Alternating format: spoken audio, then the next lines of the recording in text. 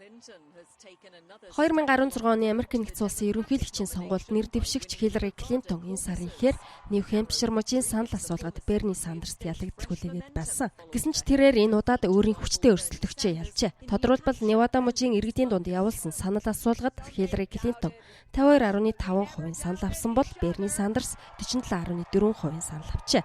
Харин 2016 оны ерөнхийлөгчид нэр дэвшигт Жеб Буш өнгөрсөн нэм гарагт Өмнөд Каролина муж улсад кампанит ажлаа зогсоож байгаагаа мэдэгдэж нэрээ татсан байна. Хэрвээ Жеб Буш сонгуульд ялалт байгуулсан бол Америк нэгдсэн улсын ерөнхийлөгч болсон 3 дахь Буш болох байсан.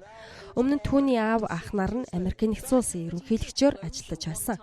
Сонгуулийн өмнөх санал асуулгад тийм ч амжилтгүй байсан түүнээс Америкчууд залхсан бололтой гэж их сурвалж мэдээлж байна. Өнгөрсөн санал асуулгуудад нэр дэвшигч Дональд Трамп боломжийн амжилттай байсан. Гэсэн ч ерөнхийлөгч Барак Обама түүнийг ерөнхийлөгч тохирохгүй гэж мэдгдсэн. Ноён ерөнхийлөгчийн хэлсэн үгтэй холбоотойгоор Дональд Трампын дэмжигчдийн тоо буурч болзошгүй хэмээн шинжээчид таамаглаж байна.